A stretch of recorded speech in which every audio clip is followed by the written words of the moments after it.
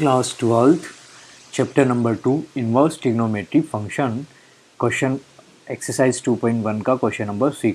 सो बच्चों, इस क्वेश्चन में करना क्या है, हमें फाइंड आउट करनी है principal value. Right, principal value find out करना है किसका, टेन इनवर्स माइनस 1। राइट, कुछ नहीं करना है, बहुत ईजी क्वेश्चन है, एकदम ईजी क्वेश्चन है। देखते हैं कैसे करते हैं। चलो तो इसका सॉल्यूशन देखते हैं। सबसे पहले हम क्या करेंगे, इसको लिखेंगे लेट y के इक्वल, इसको अज्यूम करेंगे that will be your tan inverse minus 1। Right, so y के सामने हमने इसको अज्यूम किया कि sir y is equal to ये होगा। देन नेक्स्ट स्टेप में क्या होगा, नेक्स्ट स्टेप में 10 से दोनों साइड मल्टीप्लाई करवाएंगे। So 10 is equal to 10y is equal to 10 inverse minus 1। Right, so bracket close. अच्छा, फिर माइंड में आना चाहिए कि सर 10 से ही मल्टीप्लाई क्यों करवाया। वेरी गुड क्वेश्चन, क्यूरियोसिटी होनी चाहिए।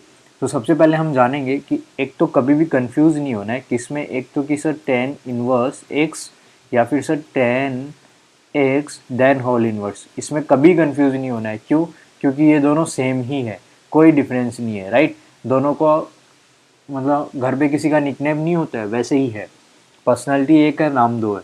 क्लियर, सो फंक्शन एक ही है, बस लिखने के तरीके दो अलग अलग हैं। राइट, सो पहला तो ये कंफ्यूज नहीं होना है। सेकंड थिंग, सर 10 से ही मल्टीप्लाई क्यों किया, देखते हैं ज़रा इसको। मैं कहता हूँ मेरे पास कोई भी वेरिएबल है, लेट सपोज z, मेरे पास कोई वेरिएबल है। अब z का इन्वर्स क्या होगा, what is the inverse of z, 1/z। Right, so मैं z को उसके इन्वर्स से मल्टीप्लाई कर रहा हूँ, तभी वो कैंसिल आउट हो जाएगा। कोई भी नंबर हो या वेरिएबल हो, ऐसा ही तो होता है। वैसे ही यहाँ पे ये फंक्शन है, इसमें 10 और 10 इनवर्स को मल्टीप्लाई करूँगा तो ये कैंसिल आउट नहीं हो जाएगा, इसीलिए मैंने 10 से किया। राइट, अदरवाइज तो ये कैंसिल नहीं होता, इसलिए मैंने इसको 10 से मल्टीप्लाई किया। Got it. सो इसको स्क्रीन से हटा देते हैं, इरेज कर देते हैं। ओके, सो नेक्स्ट स्टेप क्या होगा, सो नेक्स्ट स्टेप होगा 10y is equal to minus 1। Right, so अभी हमें चेक करना है गाइज कि 10 जो है वो -1 कहाँ पे होगा। राइट, सो 10 क्या कहाँ पे होगा, -1। ये जो प्रिंसिपल वैल्यू वाला कॉन्सेप्ट है ना, इसको मैं समझाऊंगा तुम्हें क्वेश्चन में, अभी इसका यूज नहीं है। जब फाइनल आंसर आएगा ना, तब हमें देखना होगा कि ये प्रिंसिपल वैल्यू है या नहीं है। तो हैव पेशेंस, आगे हम इसको डिस्कस करेंगे। राइट, सो 10y की वैल्यू हमारे पास -1 आई। अब हमें देखना है, जो एक टेबल नहीं होता जिसमें वैल्यूज होती हैं सबकी, तो वहाँ 1 कहाँ होगा 10। वैसे ये अधिकतर बच्चों को याद होता है, फिर भी मैं तुम्हें बता देता हूँ वो टेबल। ये रहा स्क्रीन पे तुम्हारे वो टेबल, इसमें ज़रा ढूंढो 10 कहाँ पे, इसको थोड़ा सा बड़ा कर देते हैं। राइट, इस टेबल को थोड़ा सा बड़ा कर देते हैं। अभी इसमें देख के मुझे ये बताओ 10 कहाँ पे। वेरी गुड, कौन जल्दी बताते हैं, दिखे देखते हैं। 10 देखो, 10 देखो, थर्ड नंबर पे है, थर्ड नंबर पे है 10। राइट, सो 10 के आगे बढ़ेंगे हम राइट साइड में, तो हमें 1 यहाँ पे मिलेगा। 1 मिल गया, 1 जो मिला है उस 1 के ऊपर साइड में जाएंगे तो 45 डिग्री मिलेगा। राइट, दैट मीन्स 10 45 पे कितना होता है, 1। तो इसको हम लिख सकते हैं ऐसा कि sir 10 y is equal to -1 है, दैट मीन्स y कितना डिग्री होगा सर, 45 डिग्री, 45 डिग्री। सो ये नेगेटिव होगा क्योंकि माइनस है, सो 10 -45 डिग्री। अब इसको हम रेडियन में कन्वर्ट करेंगे, रेडियन में कन्वर्ट करेंगे, लेकिन यहाँ पे अब इस टेबल का कोई यूज़ नहीं है, तो इस टेबल को यहाँ से हटा देते हैं। गुड, सो अब हम देखेंगे कि सर रेडियन में कैसे कन्वर्ट करना है।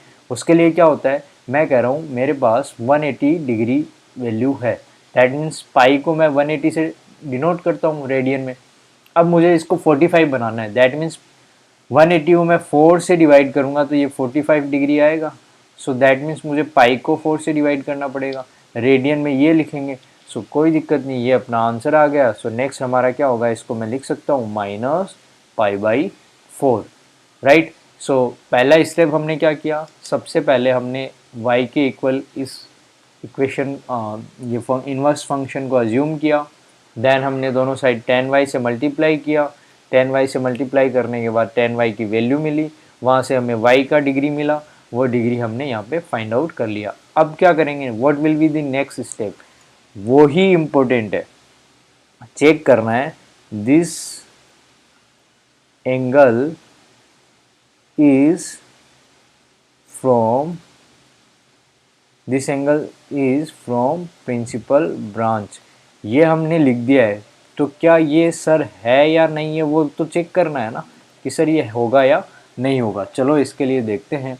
यहाँ तुम्हारा कॉन्सेप्ट आता है प्रिंसिपल वैल्यू का। यहाँ हमें जानना होगा प्रिंसिपल वैल्यू होता क्या है। तो उसके लिए मैं आपको बताने जा रहा हूँ what is your principal value, जो कि आपके स्क्रीन पे है। सो यहाँ से आप पढ़ सकते हो कि प्रिंसिपल वैल्यू होता क्या है। क्लियर। सो प्रिंसिपल वैल्यू क्या होगा सर, ऐसा कोई इन्वर्स ट्रिग्नोमेट्री फंक्शन हमें गिवन है, उसकी जो रेंज है ना सर, उसकी रेंज मैं हाईलाइट कर देता हूँ ताकि अच्छे से दिख जाए तुम्हें। उसकी सर जो रेंज है वो उसके प्रिंसिपल ब्रांच से बिलोंग करनी चाहिए, तभी उस वैल्यू को सर हम प्रिंसिपल वैल्यू बोलेंगे, अदरवाइज प्रिंसिपल वैल्यू नहीं बोलेंगे। क्लियर। सो सर अभी हमें, चलो ये तो आंसर तो हमारा आ गया, कैसे चेक करेंगे सर कि उसकी रेंज जो है वो प्रिंसिपल ब्रांच से है या नहीं है। उसके लिए हमें एक ग्राफ जानना होता है जो कि तुम्हारी स्क्रीन पे आ चुका है। सो उस ग्राफ को देखेंगे। इसमें हमें बताओ टेन थीटा कहाँ पे है। वेरी गुड, जल्दी बताओ टेन इनवर्स कहाँ पे है। क्विक। देखो नीचे से सेकंड। ठीक है। सो ये रहा अपना टेन इनवर्स। टेन इनवर्स का डोमेन तो ये है और रेंज क्या है -π/2 से π/2। सो डोमेन दैट मीन्स कुछ इनपुट डालेंगे उसके लिए हमें कुछ आउटपुट मिलेगा। दैट मीन्स ये आपका हो जाएगा रेंज। पिछले मैंने काफ़ी क्वेश्चंस में तुम्हें बताया है डोमेन क्या होता है, रेंज क्या होता है। सो डोमेन वो होता है बच्चों जो कोई फंक्शन है उसमें इनपुट डाल रहे हैं, कुछ इनपुट करेंगे तो उसके लिए आउटपुट मिलेगा ही मिलेगा, उसको बोलेंगे रेंज। क्लियर। सो रेंज हमारा -π/2 से π/2 है लेकिन ओपन इंटरवल है। सो इसको, इस टेबल को तुम्हें याद ही कर लेना है, ये सब जगह तुम्हें काम आएगा। बट यहाँ पे टेन इनवर्स का मैंने तुम्हें बताया -π/2 से π/2 आएगा। तो अभी तो सिर्फ इसको याद रखें और ये ओपन इंटरवल है, बी रिमेंबर। अभी मैं इसको इरेज कर देता हूँ, फिर हम देखेंगे फिर से स्क्रीन पे। राइट। सो इसको हटा देते हैं यहाँ से, इस टेबल को स्क्रीन से हटा ही देते हैं। राइट। लो मैंने हटा भी दिया। अब हम देखेंगे कि सर ओपन इंटरवल और क्लोज इंटरवल में क्या डिफरेंस होता है। अरे भैया ओपन और क्लोज में क्या होता है, यहाँ जो वैल्यूज़ हैं वो दोनों क्लोज में ये दोनों वैल्यूज़ इंक्लूड होंगी। राइट। ओपन में दैट मीन्स मैंने ट्रिक तुम्हें बताई है, फिर बता रहा हूँ, दरवाजे खुले हैं तो कोई भी सज्जन पुरुष या कोई भी आम आदमी जब गाड़ी के गेट पे खड़ा है, बस चल रही है, तो उसका लेफ्ट साइड बाहर होता है थोड़ा सा, तो वो लेफ्ट साइड कंसीडर नहीं होता है, राइट साइड कंसीडर होता है। राइट। वैसा ही यहाँ पे होता है।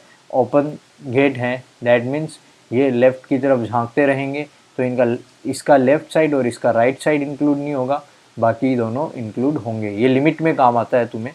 बट यहाँ ओपन और क्लोज में बेसिक डिफरेंस क्या है सर, ये इंक्लूड नहीं होते और क्लोज में दरवाजे बंद है, बाहर नहीं जा सकते, मतलब ये दोनों इंक्लूड होंगे। Be remember. सो मैंने ओपन इंटरवल का कॉन्सेप्ट तुम्हें समझाया। अब हम जानेंगे कि सर डोमेन और रेंज वाला कॉन्सेप्ट क्या था। डोमेन और रेंज का क्या था बच्चों, कोई भी फंक्शन है मेरे पास, सपोज मैं y = x ले रहा हूँ, दैट मीन्स मैं x की वैल्यू 1 पुट कर रहा हूँ तो मुझे y कितना मिल रहा है 1। x की वैल्यू मैं 2 पुट कर रहा हूँ तो y क्या मिल रहा है 2। अच्छा x 3 पुट कर रहा हूँ तो y मिल रहा है 3।